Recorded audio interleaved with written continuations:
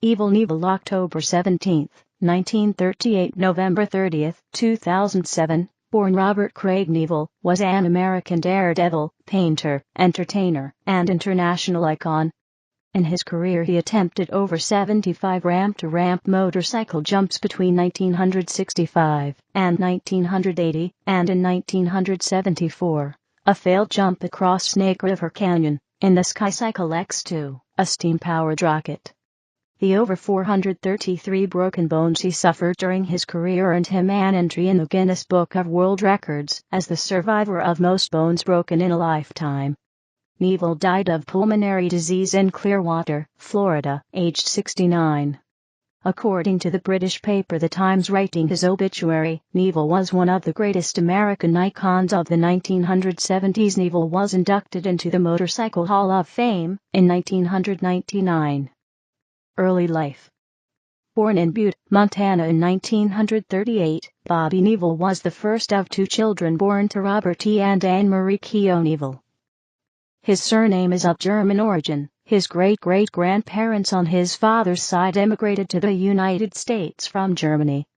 Robert and Ann divorced in 1940, after the birth of their second child, Nicolas, known as Nick.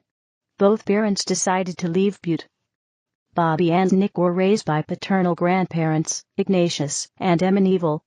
At the age of 8, Bobby attended a Joie Chitwood auto Daredevil show, to which he gave credit for his later career choice to become a motorcycle daredevil. p. 38. Knievel ended high school after his sophomore, second, year, and got a job in the copper mines with the Anaconda Mining Company as a diamond drill operator. However, he preferred motorbiking to all this unimportant stuff, as he put it. He was then promoted to surface duty, where he drove a large earth mover. Knievel was fired when he made the earth mover do a motorcycle-type wheelie and drove it into Butte's main power line. The incident left the city without electricity for several hours. Without work, Knievel began to find himself in more and more trouble around Butte. After a police chase in 1956, in which he crashed his motorcycle, Knievel was taken to jail on a charge of reckless driving. When the night jailer came around to check the roll, he noted Robert Knievel in one cell and William Knofel in the other. Knofel was well known as Awful Knofel, awful rhyming with Knofel, so Knievel began to be referred to as Evel Knievel, evil rhyming with Knievel. He chose this misspelling because of his last name, and because he didn't want to be considered evil. Always looking for new thrills and challenges, Knievel participated in local professional rodeos and ski jumping events, including winning the Northern Rocky Mountain Ski Association Class A Men's Ski Jumping Championship in 1959. During the late 1950s, Knievel joined the United States Army. His athletic ability allowed him to join the track team, where he was a pole vaulter. After his Army stint, Knievel returned to Butte, where he met and married his first wife, Linda Joan Bork. Shortly after getting married, Knievel started the Butte Bombers, a semi-pro hockey team. Page 21. To help promote his team and earn some money, he convinced the 1960 Olympic Czechoslovakian hockey team to play the Butte Bombers in a warm-up game to the Olympics. Knievel was ejected from the game minutes into the third period and left the stadium. When the Czechoslovakian officials went to the box office to collect the expense money the team was promised, workers discovered the game receipts had been stolen. The United States Olympic Committee wound up paying the Czechoslovakian team's expenses to avoid an international incident. p. 21-22. Evel Knievel also played with the Charlotte Checkers of the Eastern Hockey League. After the birth of his first son, Kelly, Knievel realized that he needed to come up with a new way to support his family financially. Using the hunting and fishing skills his grandfather had taught him, Knievel started the Circle Guide service. He guaranteed that if a hunter employed his service and paid his fee, they would get the big game animal they wanted, or he would refund their money. Business was very good until game wardens realized that Knievel was taking his clients into Yellowstone National Park to find prey. The Park Service ordered Knievel to cease and desist this poaching. In response, Knievel, who was learning about the culling of elk in Yellowstone, decided to hitchhike from Butte to Washington, D.C. in December 1961, to raise awareness, and to have the elk relocated to areas where hunting was permitted. After his conspicuous trek, he hitchhiked with a 54-inch wide, 1.4 m, rack of elk antlers, and a petition with 3,000 signatures. He presented his case to Representative Arnold Olson, Senator Mike Mansfield, and Interior Secretary Stuart Udall. As a result of his efforts, the culling was stopped, and the animals have since been regularly captured and relocated to areas of Montana, Wyoming, and Idaho. After returning home from Washington, Knievel decided to stop committing crimes. He joined the motocross circuit and had moderate success, but he still couldn't make enough money to support his family. During 1962, Knievel broke his collarbone and shoulder in a motocross accident. The doctor said he couldn't race for at least 6 months. To help support his family, he switched careers and sold insurance for the Combined Insurance Company of America, working for W. Clement Stone. Stone suggested that Knievel read Success Through a Positive Mental Attitude, a book that Stone wrote with Napoleon Hill. Knievel credited much of his success to Stone and his book. Knievel was successful as an insurance salesman, even selling insurance policies to several institutionalized mental patients, and wanted recognition for his efforts. When the company refused to promote him to vice president, after a few months on the job he quit. Wanting a new start away from Butte, Knievel moved his family to Moses Lake, Washington. There, he opened a Honda motorcycle dealership and promoted motocross racing. During the early 1960s, it was difficult to promote and sell Japanese imports, and the Moses Lake Honda dealership eventually closed. After the closure, Knievel went to work for Don Pomeroy at his motorcycle shop in Sunnyside, Washington. It is here where Jim Pomeroy, a well-known motocross racer, taught Knievel how to do a wheelie and ride while standing on the seat of the bike. Daredevil. Further information, list of Evel Knievel career jumps. While trying to support his family, Knievel recalled the Joie Chitwood show he saw as a boy, and decided that he could do something similar using a motorcycle. Promoting the show himself, Knievel rented the venue, wrote the press releases, set up the show, sold the tickets, and served as his own master of ceremonies. After enticing the small crowd with a few wheelies, he proceeded to jump a 20-foot-long box of rattlesnakes and 2 mountain lions. Despite landing short and having his back wheel hit the box containing the rattlesnakes, Knievel managed to land safely. Knievel realized to make any amount of real money he would need to hire more performers, stunt coordinators, and other personnel, so that he could concentrate on the jumps. With little money, he went looking for a sponsor, and found one in Bob Blair, owner of ZDS Motors, Inc., the West Coast distributor for Berliner Motor Corporation, a distributor for Norden motorcycles. Blair offered to provide the needed motorcycles, but he wanted the name changed from the Bobby Knievel and his motorcycle Daredevil's thrill show to Evel Knievel and his motorcycle Daredevils. Knievel didn't want his image to be that of a Hells Angels rider, so he convinced Blair to allow him to use Evel instead of Evil. The debut of Knievel and his Daredevils was on January 3, 1966, at the National Date Festival in Indio, California. The show was a huge success. Knievel received several offers to host the show after their first performance. The second booking was in Hemet, California, but was cancelled due to rain. The next performance was on February 10 in Barstow, California. During the performance, Knievel attempted a new stunt, where he would jump, spread eagle, over a speeding motorcycle. Knievel jumped too late, and the motorcycle hit him in the groin, tossing him 15 feet into the air. He was placed in the hospital as a result of his injuries. When released, he returned to Barstow to finish the performance he had started almost a month earlier. Knievel's Daredevil show broke up after the Barstow performance because injuries prevented him from performing. After recovering, Knievel started traveling from small town to small town as a solo act. To get ahead of other motorcycle stunt people who were jumping animals or pools of water, Knievel started jumping cars. He began adding more and more cars to his jumps when he would return to the same venue to get people to come out and see him again. Knievel hadn't had a serious injury since the Barstow performance, but on June 19 in Missoula, Montana, he attempted to jump 12 cars and a cargo van. The distance he had for takeoff didn't allow him to get up enough speed. His back wheel hit the top of the van, while his front wheel hit the top of the landing ramp. Knievel ended up with a severely broken arm and several broken ribs. The crash and subsequent stay in the hospital were a publicity windfall. With each successful jump, the public wanted him to jump one more car. On May 30, 1967, Knievel successfully cleared 16 cars in Gardena, California. Then he attempted the same jump on July 28, 1967, in Graham, Washington, where he had his next serious crash. Landing his cycle on a panel truck, that was the last vehicle Knievel was thrown from his bike. This time he suffered a serious concussion. After a month, he recovered and returned to Graham on August 18 to finish the show, but the result was the same, only this time the injuries were more serious.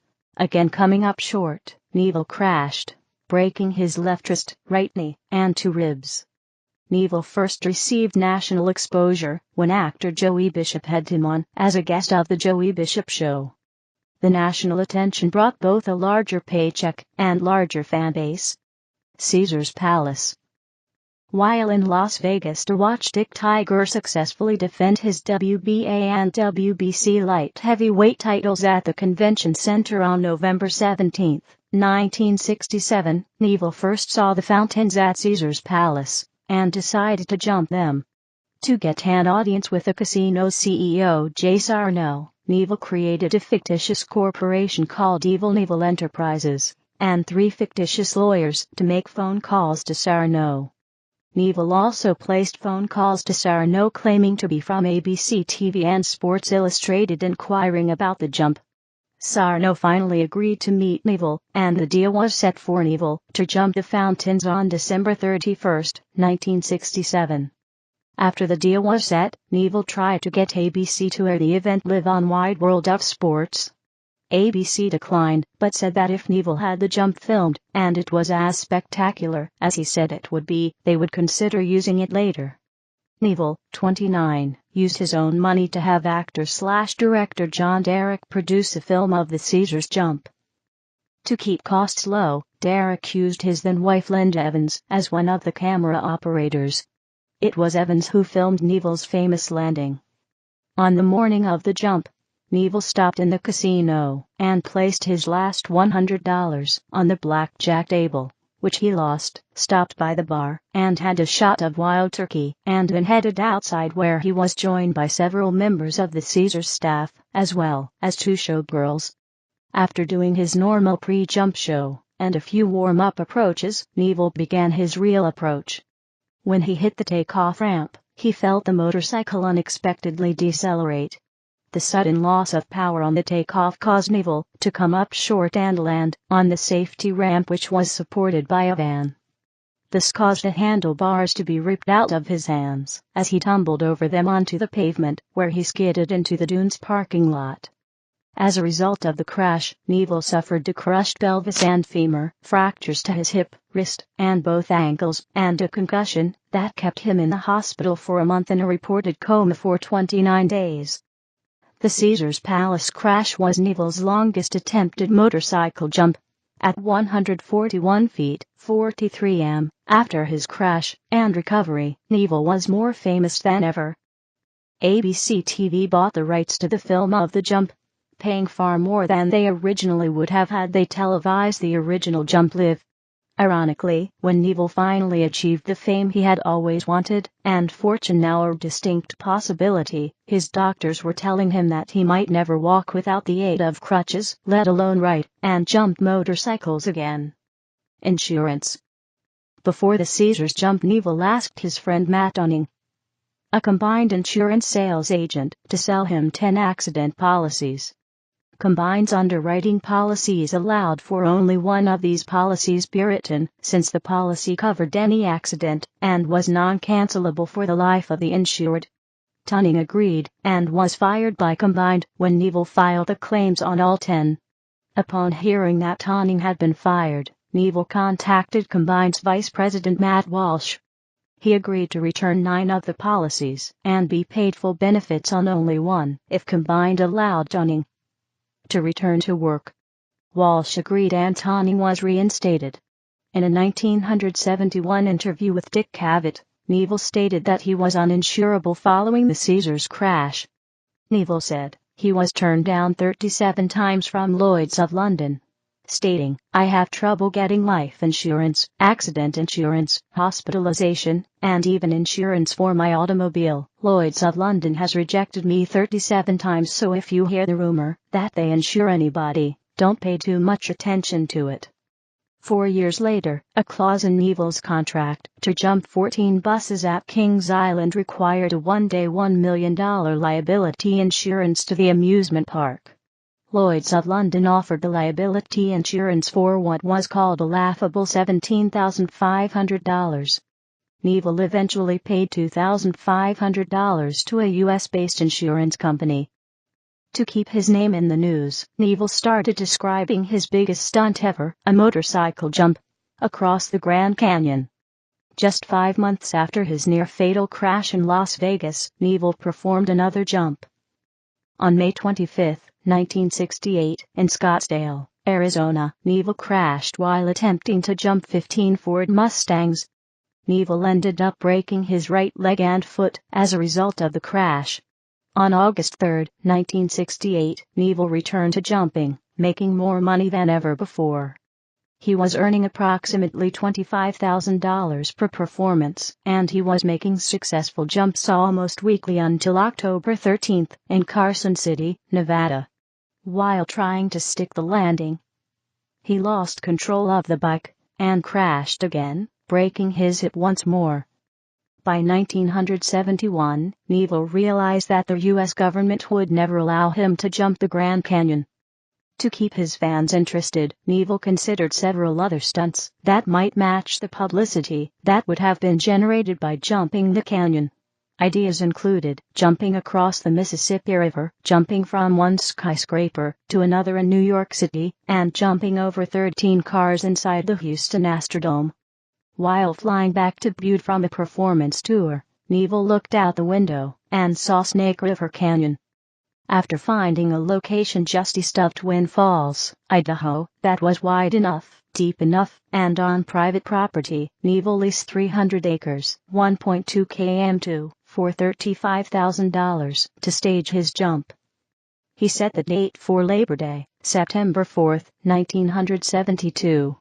On January 7 and January 8, 1971, Knievel set the record by selling over 100,000 tickets to back-to-back performances at the Houston Astrodome. On February 28, he set a new world record by jumping 19 cars with his Harley-Davidson XR750 at the Ontario Motor Speedway in Ontario, California. The 19-car jump was also filmed for the movie Evel Knievel. Knievel held the record for 27 years until Bubba Blackwell jumped 20 cars in 1998 with an XR750. On May 10, Knievel crashed while attempting to jump 13 Pepsi delivery trucks. His approach was complicated by the fact that he had to start on pavement, cut across grass, and then return to pavement. His lack of speed caused the motorcycle to come down front wheel first. He managed to hold on until the cycle hit the base of the ramp. After being thrown off, he skidded for 50 feet, 15 m. Knievel broke his collarbone, suffered a compound fracture of his right arm, and broke both legs. On March 3, 1972, at the Cow Palace in Daly City, California, after making a successful jump, he tried to come to a quick stop because of a short landing area. Knievel reportedly suffered a broken back and a concussion after getting thrown off and run over by his motorcycle, a Harley-Davidson. Knievel returned to jumping in November 1973, where he successfully jumped over 50 stacked cars at the Los Angeles Memorial Coliseum. For 35 years, Knievel held the record for successfully jumping the most stacked cars on a Harley-Davidson XR750. The record was broken in October 2008. His historic XR750 is now part of the collection of the Smithsonian's National Museum of American History. Made of steel, aluminum, and fiberglass, the customized motorcycle weighs about 300 pounds. The Grand Canyon Jump. Although Knievel never attempted to jump the Grand Canyon, rumors of the Canyon Jump were started by Knievel himself in 1968, following the Caesars Palace crash. During a 1968 interview, Knievel stated, "I don't care if they say, 'Look, kid, you're going to drive that thing off the edge of the canyon,' and I'm going to do it. I want to be the first. If they'd let me go to the moon, I'd crawl all the way to Cape Kennedy just to do it. I'd like to go to the moon, but I don't want to be the second man to go there." For the next several years, Knievel negotiated with the federal government to secure a jumping site and develop various concept bikes to make the jump. But the Interior Department denied him airspace over the northern Arizona Canyon. Knievel switched his attention in 1971 to the Snake River Canyon in southern Idaho. In the 1971 movie, Evel Knievel, George Hamilton, as Knievel, alludes to the canyon jump in the final scene of the movie.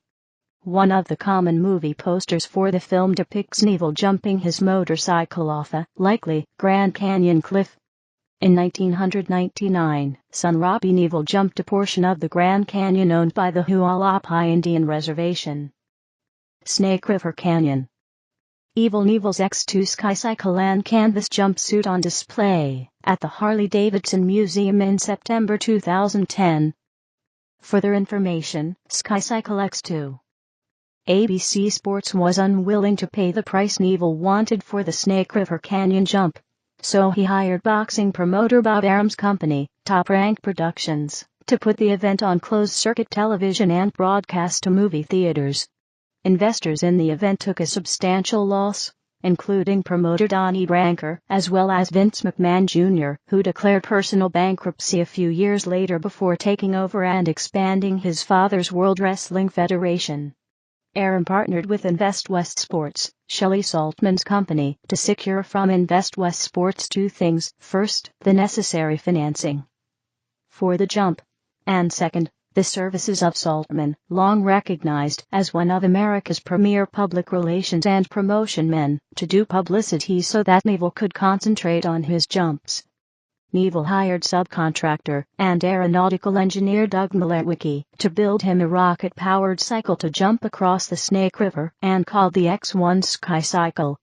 Malewicki's creation was powered by a steam engine built by former Aerojet engineer Robert Truax. On April 15, 1972, the X1 was launched to test the feasibility of the launching ramp. The decision was then made to have Truax build the Skycycle X2 and have it take off and fly more like a rocket than a motorcycle. Snake River Canyon. Location in the United States. West of Shoshone Falls, the launch at the south rim of the Snake River Canyon, 42.597 and 114.423 west, was on Sunday, September 8, 1974, at 3:36 p.m. Mountain Daylight Time. The steam that powered the engine was superheated to a temperature of 500 F. 260 C. The drogue parachute prematurely deployed as the Skycycle left the launching rail and induced significant drag. Even though the craft made it all the way across the canyon to the north rim, the prevailing northwest winds caused it to drift back into the canyon. By the time it hit the bottom of the canyon, it landed only a few feet from the water on the same side of the canyon from which it had been launched. If he had landed in the water, Knievel likely would have drowned, due to a jumpsuit/harness malfunction which kept him strapped in the vehicle. He survived the jump with only minor injuries. The jump occurred the same day that President Gerald Ford pardoned Richard Nixon. Knievel's son Robbie announced in 2010 that he hoped to recreate the Snake River Canyon jump. Yet no jump has been officially planned. However, in September 2013, stuntman Big Ed Beckley received the rights from the Idaho Department of Lands to reproduce Knievel's Snake River jump for a price of $943,000 to jump the canyon on the 40th anniversary of the attempt. Beckley is scheduling the jump for September 7, 2014, one day before the 40th anniversary of Knievel's attempt. Wembley jump. After the Snake River jump, Knievel returned to motorcycle jumping with ABC's Wide World of Sports televising several jumps. On May 26, 1975, in front of 90,000 people at Wembley Stadium in London, Knievel crashed while trying to land a jump over 13 redundant single-deck AEC Merlin buses. The term London buses used in earlier publicity had led to the belief that the attempt was to be made over the higher and more traditional Routemaster double-deck type. After the crash, despite breaking his pelvis, Knievel addressed the audience and announced his retirement by stating, "Ladies and gentlemen of this wonderful country, I've got to tell you that you are the last people in the world who will ever see me jump. Because I will never, ever, ever jump again. I'm through." Near shock and not yielding to Frank Giffords of ABC's Wide World of Sports plea to use a stretcher, Knievel walked off the Wembley field stating, "I came in walking. I went out walking." Kings Island jump. After recuperating, Knievel decided that he had spoken too soon and that he would continue jumping. On October 25, 1975, Knievel successfully jumped 14 Greyhound buses at the Kings Island theme park near Cincinnati, Ohio. Although Knievel landed on the safety deck above the 14th bus, his landing was successful and he held the record for jumping the most buses on a Harley-Davidson for 24 years until broken by Bubba Blackwell in late 1999. The Kings Island event scored the highest viewer ratings in the history of ABC's Wide World of Sports and would serve as Knievel's longest successful jump at 133 feet. Although the Caesars Palace jump was longer, it ended in a crash. After the Kings Island jump, Knievel again announced his retirement. Again, his retirement was short-lived and Knievel continued to jump. However, after the lengthy Kings Island jump, Knievel limited the remainder of his career jumps to shorter and more attainable lengths. Knievel jumped on October 31, 1976, at the Seattle Kingdome. He only jumped 7 Greyhound buses, but it was a success. Despite the crowd's pleasure, Knievel felt that it was not his best jump, and apologized to the crowd. Shark jump. In the winter of 1976, Knievel was scheduled for a major jump in Chicago, Illinois. The jump was inspired by the film Jaws. Knievel was scheduled to jump a tank full of live sharks, and would be televised live nationally. However, during his rehearsal, Knievel lost control of the motorcycle and crashed into a cameraman. Although Knievel broke his arms, he was more distraught over a permanent injury his accident caused to the cameraman, who lost his eye. The footage of this crash was so upsetting to Knievel that he did not show the clip for 19 years, until the documentary Absolute Evil, The Evel Knievel Story. Afterward, Knievel retired from major performances and limited his appearances to smaller venues to help launch the career of his son, Robbie Knievel. His last stunt show, not including a jump, took place in March 1980 in Puerto Rico. However, Knievel would officially finish his career as a Daredevil as a touring companion of his son, Robbie, limiting his performance to speaking only rather than stunt riding. His last appearance with Robbie on tour was in March 1981 in Hollywood, Florida. The Last Gladiator. The Last Gladiator is an honorific title or nickname for Evel Knievel. The term Last Gladiator was coined and attributed to Knievel circa 1971. The term refers to the Roman gladiator, who entered an arena to fight numerous foes to which he may vanquish death with skill and bravery. The term was made popular in the 1971 eponymous movie starring George Hamilton. In the movie, Hamilton, as Knievel, states, "I am the last gladiator in the New Rome. I go into the arena, and I compete against destruction, and I win." and next week, I go out there and I do it again. Evel Knievel's 1988 self-produced documentary was entitled, Last of the Gladiators. Evel Knievel. Maybe the last great gladiator is a quote from an article by David Lyle about Knievel that appeared in the January 1970 issue of Esquire magazine. Motorcycles. Knievel briefly used a Honda 250cc motorcycle, using it to jump a crate of rattlesnakes and 2 mountain lions, which was his first known jump. Knievel then used a Norton Motorcycle Company 750cc. He used the Norton for only 1 year, during 1966. Between 1967 and 1968, Knievel jumped using the Triumph Bonneville T120 with a 650cc engine.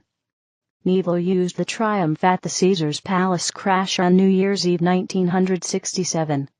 When Knievel returned to jumping after the crash, he used Triumph for the remainder of 1968.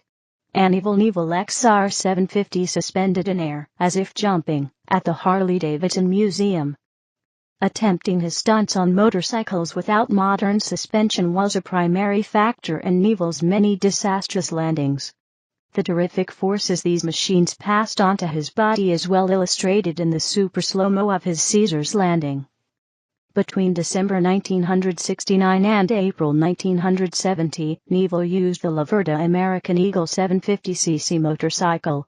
On December 12, 1970, Knievel would switch to the Harley-Davidson XR 750, the motorcycle with which he is best known for jumping. Knievel would use the XR 750, in association with Harley-Davidson, until 1977. However, after his 1977 conviction for the assault of Shelley Saltman, Harley-Davidson withdrew their sponsorship of Knievel. On September 8, 1974, Knievel attempted to jump the Snake River Canyon on a rocket-propelled motorcycle designed by former NASA engineer Robert Truax dubbed the Skycycle X2. The state of Idaho registered the X2 as an airplane rather than a motorcycle. At the tail end of his career, while helping launch the career of his son, Robbie Knievel, Knievel returned to the Triumph T120. However, he only performed wheelies and did not jump after retiring the XR 750. In 1997, Knievel signed with the California Motorcycle Company to release a limited Evel Knievel motorcycle. However, the motorcycle was not built to jump, but was rather a V-twin cruiser motorcycle intended to compete with Harley-Davidson street bikes. Knievel promoted the motorcycle at his various public appearances. After the company closed in 2003, Knievel returned to riding modern street Harley-Davidson motorcycles at his public appearances. Evel's son, Robbie Knievel, sold limited edition motorcycles from his company, Knievel Motorcycles Manufacturing Inc. Although 2 of the motorcycles refer to Evel, the Legend Series Evel Commemorative, and the Snake River Canyon motorcycle, Evel did not ride Robbie's bikes. Leather jumpsuits. Throughout his Daredevil career, Knievel was known for his sensational leather jumpsuits that were compared to the jumpsuits worn by Elvis Presley. When Knievel began jumping, he used a black and yellow jumpsuit. When he switched to the Triumph motorcycle, his jumpsuit changed to a white suit with stripes down the legs and sleeves.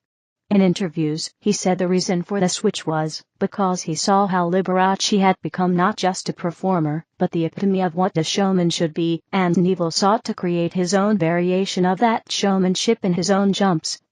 2 variations of the white suit appeared, one with 3 stars across the chest, and one with the 3 stars on his right chest. The latter was worn at the Caesars Palace jump.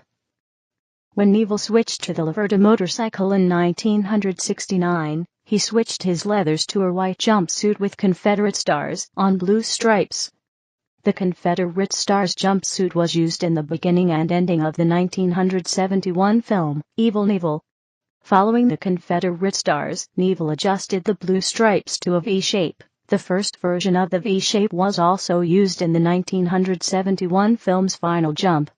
For the remainder of his career, variants of the V-shaped white-star jumpsuit would be a constant, including a special nylon/canvas flight suit that matched his white leathers for the X2 jump. Each variant would become more elaborate, including the addition of the red-white-blue cape, and the Elvis-style belt buckled with his initials EK. In 1975, Knievel premiered the blue leathers with red stars on the white stripes for the Wembley jump. Both the blue leathers and white leathers were featured in Viva Knievel. Variants: black and yellow leathers, 1965-66. White leathers with 3 stars on right chest and stripes down leg, 1967.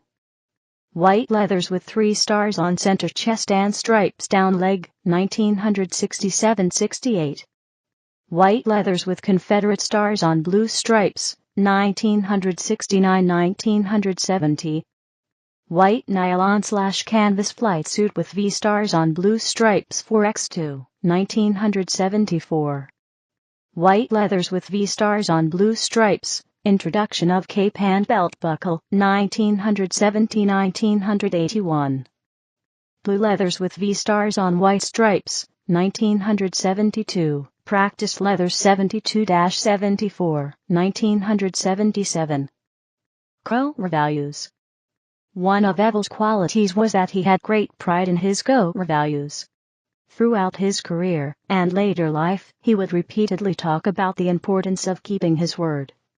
He stated that although he knew he may not successfully make a jump, or even survive the canyon jump, he followed through with each stunt, because he gave his word that he would. Prior to the canyon jump, Knievel stated, "If someone says to you, that guy should have never jumped the canyon, you knew if he did, that he'd lose his life, and that he was crazy. Do me a favor. Tell him that you saw me here, and regardless of what I was, that you knew me, and that I kept my word." In the documentary Last of the Gladiators, Knievel discussed the crash of a 1970 Pepsi-Cola-sponsored jump in Yakima, Washington. Knievel knew the jump was questionable, but stated, "I went ahead and did it anyway." When you give your word to somebody that you're going to do something, you've got to do it. In the 1971 biopic, George Hamilton, as Evel, emphasizes in the opening monologue that a man does not go back on his word. Knievel would regularly share his anti-drug message, as it was another one of his core values. Knievel would preach an anti-drug message to children and adults before each of his stunts. One organization that Knievel regularly slammed for being drug dealers was the Hells Angels. A near riot erupted on March 3, 1971, at the Cow Palace, when a tire iron, or coke can according to the Hells Angels, was thrown at Knievel during his stunt show, and Knievel and a majority of the spectators fought back, sending 3 of the 15 Hells Angels to the hospital. The plot to his only motion picture, as an actor, Viva Knievel, centers around Evel foiling the attempts of drug lords smuggling narcotics into America from Mexico. Motorcycle helmet safety. Knievel was a proponent of motorcycle helmet safety. He constantly encouraged his fans to wear motorcycle helmets. The Bellstar helmet used in the Caesars Palace jump is credited for saving Knievel's life after he fell off the motorcycle and hit his head on the ground. Following the Caesars Palace crash, each of Knievel's full-face helmets had the slogan, "Color Me Lucky." As an ardent supporter of helmet use, Knievel once offered a cash reward for anyone who witnessed him stunting on a motorcycle without a helmet. In 1987, Knievel supported a mandatory helmet bill in the state of California. During the Assembly Transportation Committee meeting, Knievel was introduced as the best walking commercial for a helmet law. Evel claimed the main reason he was still alive and walking was because he was wearing a helmet. Family. Knievel was married twice. He and his first wife, Linda, were married for 38 years. During their marriage, the couple had 4 children. Of the 2 boys and 2 girls, the oldest child Kelly and second-born Robbie are the boys, and Tracy and youngest child Alicia are the girls. Throughout Kelly's and Robbie's adolescence, the boys performed at Knievel stunt shows. Robbie Knievel continued into adulthood to perform as a professional motorcycle daredevil. After Evel's death, Kelly has overseen the Knievel legacy, including developing Knievel-related products and assisting Harley-Davidson develop a museum exhibit. Knievel's courtship and marriage to Linda was the theme of the 1971 George Hamilton movie, Evel Knievel. Linda and Evel separated in the early 90s, and were divorced in 1997. In 1999, Knievel married his girlfriend, Crystal Kennedy of Clearwater, Florida, whom he began dating in 1992. The marriage was held on November 19, 1999, on a special platform built on the fountains at Caesar's Palace, on the Las Vegas Strip, site of Evel's jump New Year's Eve 1967. Longtime friend Engelbert Humperdinck sent a recorded tribute to the couple. The couple were married for 2 years, divorcing in 2001. Following the divorce, Crystal Knievel was granted a restraining order against him. However, Crystal and Evel would work out their differences, living together until Knievel's death. According to the investment magazine, Registered Rep, Knievel left his entire estate to Crystal. Marketing the image. Knievel sought to make more money from his image.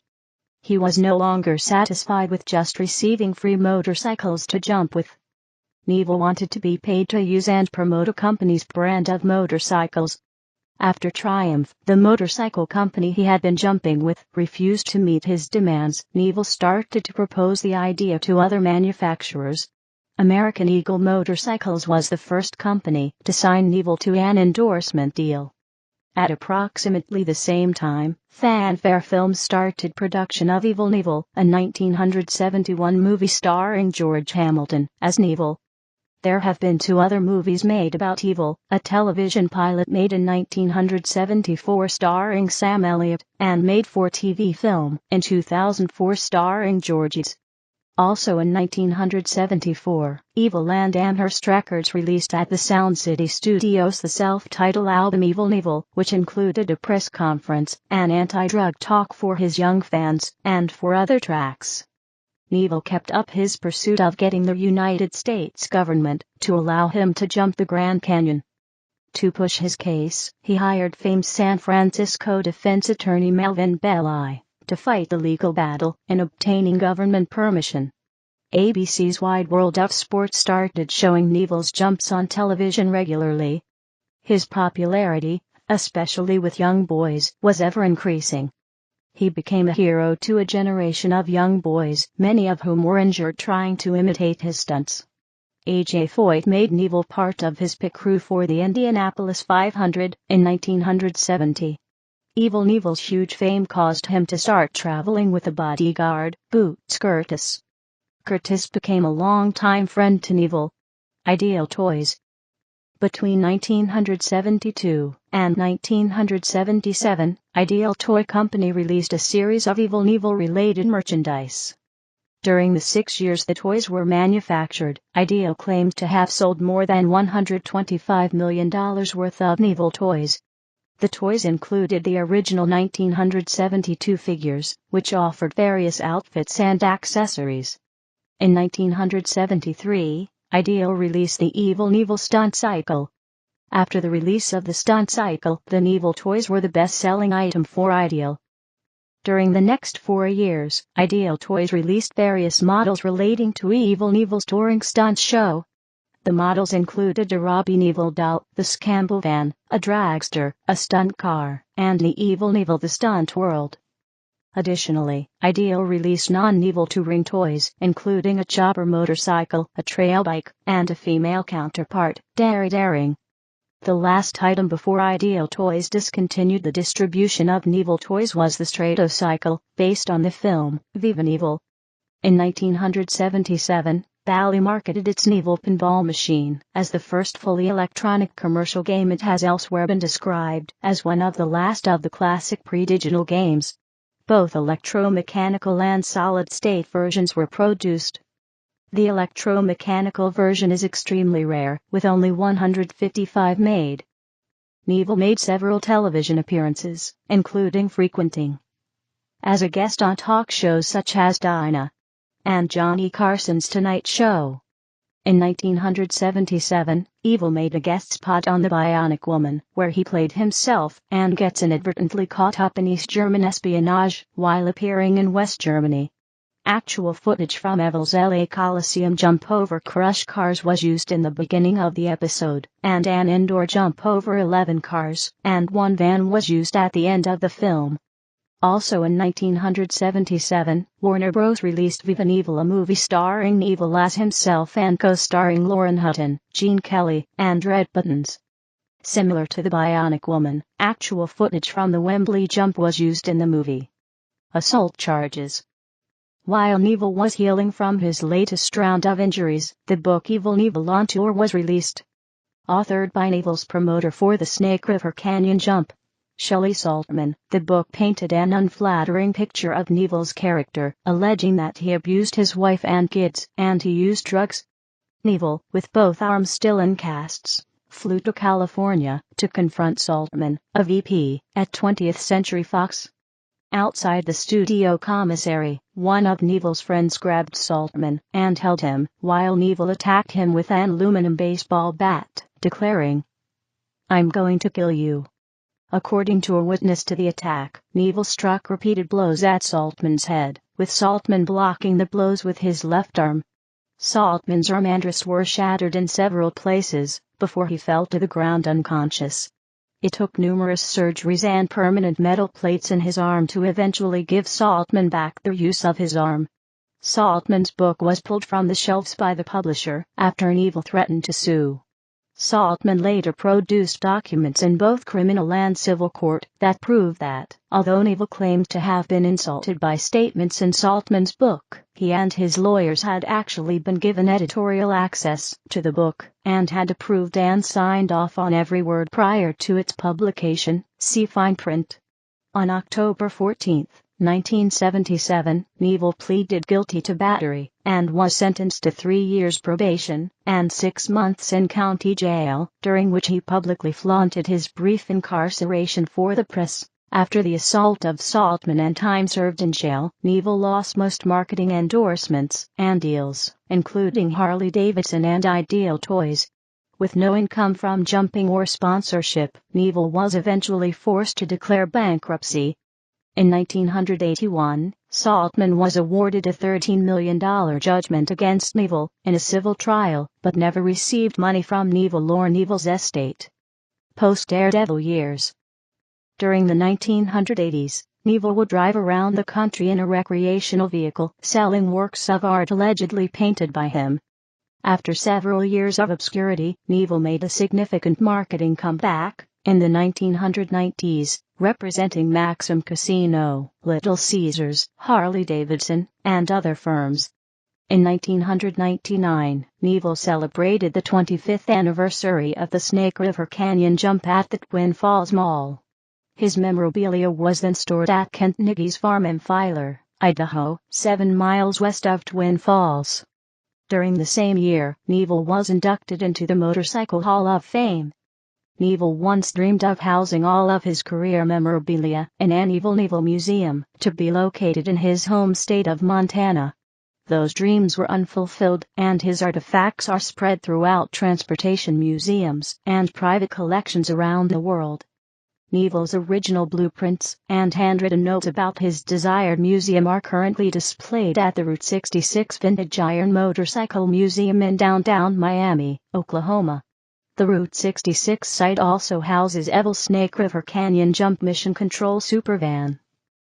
On October 9, 2005, Knievel promoted his last public motorcycle ride at the Milwaukee Harley-Davidson dealership.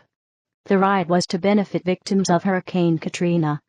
Although he was originally scheduled to lead a benefit ride through Milwaukee, Knievel never rode the motorcycle because he suffered a mild, non-debilitating stroke prior to the appearance and limited his visit to a signing session.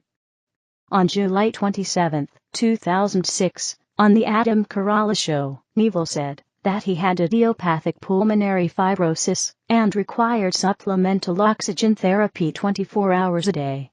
The following day, Evel appeared on stage with Robbie at Evel Knievel Days in Butte, marking the last performance the two would appear together. Robbie jumped 196 feet in a tribute to his father. Shortly before his death, Knievel was saluted by Top Gear presenter Richard Hammond in a BBC Two Christmas special. The 60-minute program Richard Hammond Meets Evel Knievel aired on December 23, 2007, less than a month after his death. The documentary was filmed in July 2007, around the annual Evel Knievel Days festival in his old hometown of Butte. Knievel was clearly in severely declining health, but he still displayed the same spirit and showmanship that had driven his career. Evel Knievel, the rock opera.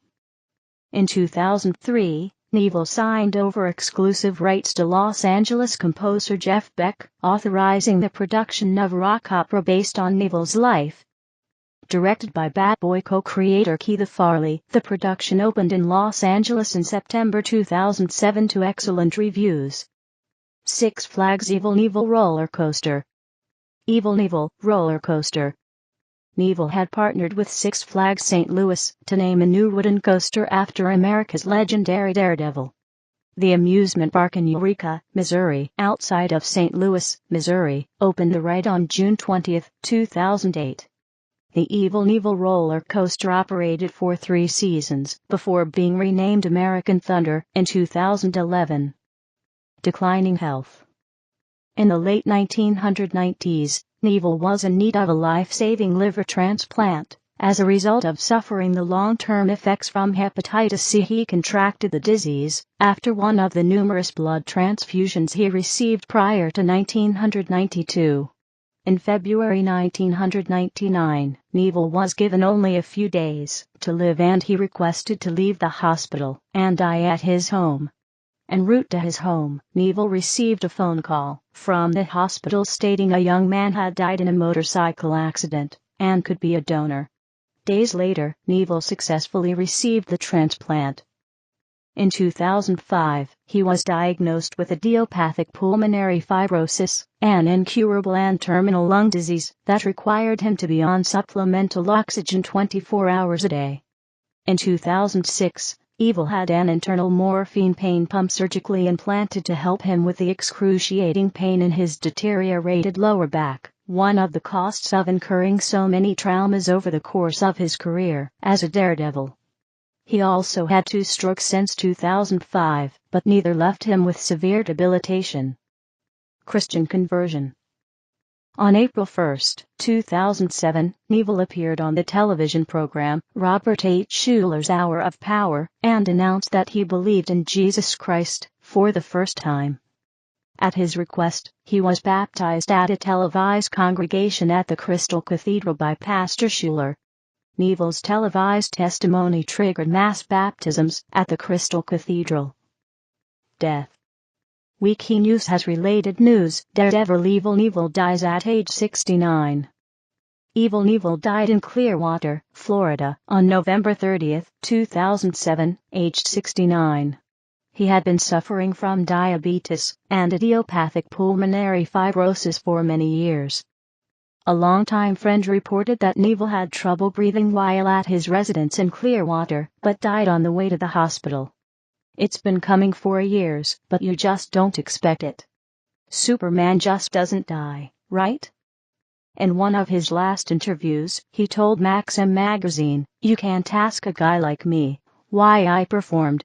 I really wanted to fly through the air. I was a daredevil, a performer. I loved the thrill, the money, the whole macho thing. All those things made me Evel Knievel. Sure, I was scared. You gotta be an ass not to be scared. But I beat the hell out of death." Knievel was buried at Mountain View Cemetery in his hometown of Butte on December 10, 2007, following a funeral at the 7,500-seat Butte Civic Center presided over by Pastor Dr. Robert H. Schuller with actor Matthew McConaughey giving the eulogy. Prior to the Monday service, fireworks exploded in the Butte night sky as pallbearers carried Knievel's casket into the center. Posthumous recognition. On July 10, 2010, a special temporary exhibit entitled True Evel, The Amazing Story of Evel Knievel was opened at the Harley-Davidson Museum in Milwaukee, Wisconsin. The exhibit was opened in collaboration with Harley-Davidson Motorcycles and Evel's oldest son, Kelly.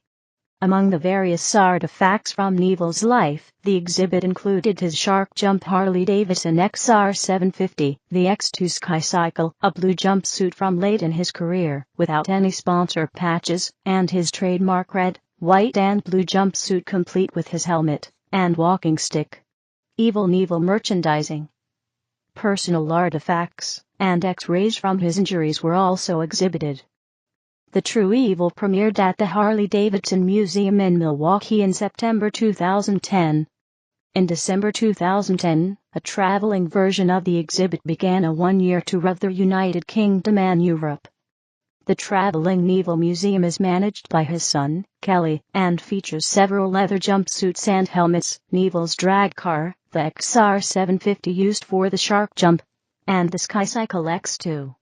In November 2010, General Motors premiered a television commercial featuring footage of Knievel's Wembley Stadium crash in 1975, followed by Knievel getting onto his feet. The ad focused on GM's restructuring and emphasized the belief that we all fall down. In March 2014, the Discovery Channel premiered the show Heirs to the Dare, a show dedicated to three modern-day daredevils who followed in the footsteps of Knievel.